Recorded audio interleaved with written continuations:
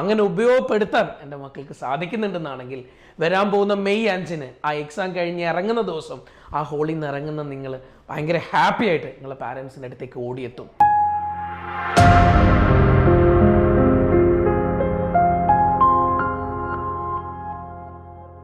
മക്കളെ, അങ്ങനെ നമ്മുടെ നീറ്റ് എക്സാമിങ് അടുത്തെത്തിക്കൊണ്ടിരിക്കുക.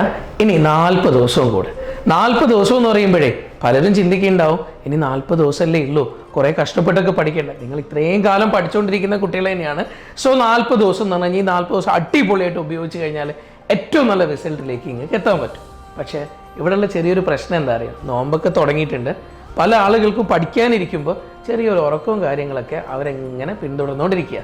ഈ ഉറക്കത്തിനേക്കാൾ ഉപരി ചിലപ്പോൾ നമ്മൾ ഈ ഉറക്കം വരുമ്പോൾ നമ്മൾ എന്ത് ചെയ്യുന്നതെന്ന് പറഞ്ഞാൽ നമ്മളൊരു സബ്ജക്റ്റ് എടുത്ത് പഠിച്ചുകൊണ്ടിരിക്കുകയായിരിക്കും. ഇപ്പോൾ ഫിസിക്സ് എടുത്ത് പഠിക്കുക, അപ്പോൾ നമുക്ക് തോന്നും മതി ഫിസിക്സ് ശരിയാവുന്നില്ല, ഇനി ബയോളജി എടുക്കുക. അങ്ങനെ നമ്മൾ ബയോളജി എടുത്ത് വെക്കും.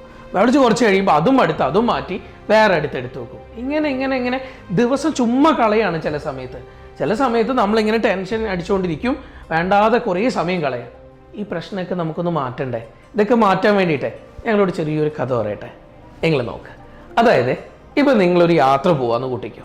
നിങ്ങളൊരു യാത്ര പോവാണ്, നിങ്ങൾ അച്ഛനോ അല്ലെങ്കിൽ ബ്രദറോ ആരെങ്കിലും ചേട്ടൻ അങ്ങനെയാണ് ഡ്രൈവ് ചെയ്യുന്നത് കൂട്ടിക്കോ. നിങ്ങൾ പിൻ സീറ്റിൽ ഇങ്ങനെ ഇരിക്കുക. നിങ്ങൾ പിൻ സീറ്റിൽ ഇങ്ങനെ യാത്ര ചെയ്ത് പോകുന്ന സമയത്ത് ആദ്യം നിങ്ങൾ കുറച്ച് നേരമൊക്കെ പുറത്തുള്ള യാത്രയൊക്കെ ഒന്ന് കാണും. പിന്നെ നിങ്ങൾ എന്ത് ചെയ്യും, മൊബൈൽ ഫോൺ എടുക്കുക, കുറച്ച് നേരം മൊബൈൽ ഇങ്ങനെ കുത്തും. പിന്നെ നിങ്ങൾ ചിലപ്പോൾ അതിൽ തന്നെ എവിടെയെങ്കിലുമൊക്കെ സൈഡ് ചരിഞ്ഞ് നിങ്ങൾ കിടന്ന് ഉറങ്ങുന്നുണ്ടാവും അല്ലേ. എന്നിട്ട് ഇങ്ങനെ പോവും. സ്ഥലം എത്തിക്കഴിഞ്ഞാൽ അച്ഛൻ വിളിക്കുമ്പോൾ അയ്യോ സ്ഥലം എത്തിയോ എന്ന് ചോദിച്ച് നിങ്ങൾ എഴുന്നേക്കും. അതേ സ്ഥാനത്ത് നിങ്ങളൊന്ന് ചിന്തിച്ച് നോക്കിയേ, നിങ്ങളാണ് ഡ്രൈവിംഗ് സീറ്റിലെങ്കിലോ, നിങ്ങളാണ് വണ്ടി ഡ്രൈവ് ചെയ്യുന്നതെങ്കിലോ നിങ്ങൾ എന്ത് ചെയ്യും? നല്ല ശ്രദ്ധയോടുകൂടെ നിങ്ങൾ വണ്ടി ഡ്രൈവ് ആക്കും അല്ലേ. അതായത് എന്തൊക്കെ വളവുണ്ടോ തിരിവുണ്ടോ, ഏത് വണ്ടി മുന്നിൽ നിന്ന് വരുന്നോ, ഇനി ഏത് വണ്ടി പിന്നിൽ നിന്ന് കയറാൻ നോക്കുന്നോ എല്ലാം നിങ്ങൾ നോക്കി നിങ്ങൾ ഡ്രൈവ് ചെയ്യും. ഉറപ്പല്ലേ? ആ സമയത്ത് നിങ്ങൾ ഉറങ്ങുമോ? നിങ്ങൾ ഒരിക്കലും ഉറങ്ങൂല. കാരണം എന്താണെന്ന് പറഞ്ഞാൽ അവിടെ നമ്മുടെ ജീവിത പ്രശ്നമാണ്. നിങ്ങളുടെ കണ്ണൊന്ന് പിഴച്ചാൽ മതി, നിങ്ങളുടെ മനസ്സൊന്ന് തെറ്റിയാൽ മതി, അത് വലിയ അപകടത്തിലേക്ക് എത്തും. നാളെ നിങ്ങൾ ഏറ്റവും കൂടുതൽ ഇഷ്ടപ്പെടുന്ന ആളുകൾ ചിലപ്പോൾ അവരും നിങ്ങൾക്ക് നഷ്ടപ്പെട്ടു പോയേക്കാം. ചിലപ്പോൾ നിങ്ങളുടെ ജീവിതം തന്നെ അത് ഇല്ലാതാക്കിയേക്കാം. അതുകൊണ്ട് തന്നെ ഫ്രണ്ട് സീറ്റിലിരുന്ന് ഡ്രൈവിംഗ് സീറ്റിലിരുന്നിട്ട് നിങ്ങൾ യാത്ര ചെയ്യുന്ന സമയത്ത്, നിങ്ങൾ വണ്ടി ഓടിക്കുന്ന സമയത്ത് നിങ്ങൾ നല്ല ശ്രദ്ധയോടുകൂടെ വണ്ടി ഓടിക്കും. രണ്ടും ഒരേ കാര്യം തന്നെ അല്ലേ. നിങ്ങൾ ഒന്നുകിൽ ഡ്രൈവ് ചെയ്യുന്നു അല്ലെങ്കിൽ പിൻ സീറ്റിലിരിക്കുന്നു. പിൻ സീറ്റിലിരിക്കുമ്പോൾ നിങ്ങൾ തന്നെ ഉറങ്ങിപ്പോകുന്നു, പക്ഷേ ഡ്രൈവിംഗ് സീറ്റിലിരിക്കുമ്പോൾ നിങ്ങൾ ഉറങ്ങാതെ വണ്ടി മുന്നോട്ട് കൊണ്ടുപോകുന്നു. അതെ, ഇത് തന്നെയാണ് ഇവിടെയും പ്രശ്നം. നമ്മുടെ ഉള്ളിൽ എവിടെയോ നമ്മുടെ കോൺഫിഡൻസ് ഇല്ലാതെ പോയി. നിങ്ങൾക്ക് ആ ഇല്ലാതെ പോയിരിക്കുന്ന ആ കോൺഫിഡൻസ്, എവിടെയോ നഷ്ടപ്പെട്ടു പോയിരിക്കുന്ന ആ കോൺഫിഡൻസ് തിരിച്ചു പിടിക്കാൻ പറ്റിക്കഴിഞ്ഞാൽ മുൻ സീറ്റിലിരുന്ന് വണ്ടി ഓടിക്കാൻ നിങ്ങൾക്കും പറ്റും. അതെ, ഡ്രൈവിംഗ് സീറ്റിലിരുന്ന് വണ്ടി ഓടിക്കുന്ന ആളായിട്ട് ഇനിയുള്ള ദിവസങ്ങൾ, ഈ 40 ദിവസങ്ങളെ മുന്നിലിരുന്നു കൊണ്ട് തന്നെ നിങ്ങൾ കൊണ്ടുപോകണം. അതല്ലാതെ പിൻ സീറ്റിലിരുന്ന് ഉറങ്ങാനാണ് തയ്യാറെടുക്കുന്നതെങ്കിൽ ജീവിതത്തിൽ നമ്മൾ പറഞ്ഞതുപോലെ നമ്മുടെ ലൈഫ് നഷ്ടപ്പെട്ടു എന്ന് പറഞ്ഞ പോലെ തന്നെ കുഞ്ഞുങ്ങളെ നിങ്ങൾ ഓർത്തോ, പിൻ സീറ്റിലാണ് ഇരിക്കുന്നതെങ്കിൽ നിങ്ങൾ ഈ നീറ്റ് ഈ വരാൻ പോകുന്ന മെയ് 5-ാം തീയതി ഒരിക്കലും നിങ്ങളുടേതാവില്ല.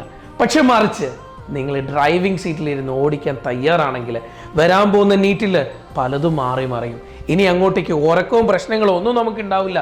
നമ്മൾ എന്താണോ ടാർഗറ്റ് ചെയ്യുന്നത്, എന്താണോ ലക്ഷ്യം കാണുന്നത്, എന്തിലേക്കാണോ നമ്മൾ എയിം ചെയ്യുന്നത്, ഇത്രയും കാലം എന്താണോ നമ്മൾ സ്വപ്നം കണ്ടത്, അതിലേക്ക് തന്നെ എത്തിച്ചേരാൻ വേണ്ടിയിട്ട് അതിൻ്റെ മാക്സിമം എഫേർട്ട് എടുത്തിട്ട് നിങ്ങൾ ഓരോ ആളും ഉറപ്പായിട്ട് ഈ 40 ദിവസം പ്രോപ്പറായിട്ട് ഉപയോഗപ്പെടുത്തും.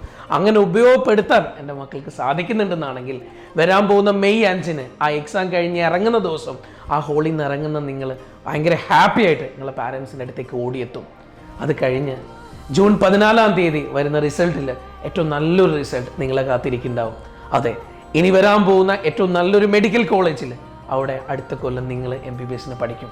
എൻ്റെ കുഞ്ഞുങ്ങളെ, അടുത്ത വർഷത്തെ ആ സ്റ്റെത്തൊക്കെ ഇട്ടിട്ട് കോളേജിൽ പോകുന്ന കുട്ടികളുടെ കൂട്ടത്തിൽ നിങ്ങളും ഉണ്ടാവും. ഉറപ്പായിട്ടും നിങ്ങളുണ്ടാവും. അങ്ങനെ ഉണ്ടാവണം എന്നാണെങ്കിൽ മുൻ സീറ്റിലിരുന്ന് ഡ്രൈവ് ചെയ്യാൻ തയ്യാറായിക്കോ. അതെ, ഡ്രൈവിംഗ് സീറ്റിലിരുന്ന് ഉറങ്ങാതെ മുന്നോട്ടേക്ക് വണ്ടി ഓടിച്ചപ്പോൾ അവിടെ നിങ്ങൾ കാത്തിരിക്കേണ്ടത് നിങ്ങളുടെ നീറ്റിൻ്റെ ഏറ്റവും ബെസ്റ്റ് റിസൾട്ട്. അപ്പോൾ മക്കളെ, ഇനി ചുമ്മാ ഇരുന്നിട്ട് ടെൻഷൻ അടിക്കാൻ നിൽക്കണ്ട. ഉറക്കമൊന്നും വരൂല. നന്നായിട്ട് വെള്ളം കുടിക്കാൻ നോക്ക്. മാക്സിമം കുറേ ഇടയ്ക്കിടയ്ക്ക് വെള്ളം കുടിക്കാൻ നോക്കുക. ക്ഷീണം വരുന്നുണ്ടെങ്കിൽ ഇടയ്ക്കിടയ്ക്ക് വെള്ളം കുടിക്കുക. നല്ല ന്യൂട്രീഷ്യസ് ആയിട്ടുള്ള ഫുഡ് കഴിക്കുക. ഇനി നന്നായിട്ട് ഉറങ്ങുക കേട്ടോ. 6 മണിക്കൂർ കറക്റ്റായിട്ട് ഉറങ്ങുക. അതല്ലാതെ 3 മണിക്കൂർ ഉറങ്ങി 4 മണിക്കൂർ ഉറങ്ങി ബാക്കിയുള്ള സമയം അതും പ്രോപ്പറായിട്ട് ഉപയോഗപ്പെടുത്താൻ പറ്റാതെ വെറുതെ ഉറങ്ങിപ്പോകുന്ന ഒരവസ്ഥയാണെങ്കിൽ അതുകൊണ്ട് ഒരു കാര്യമില്ല.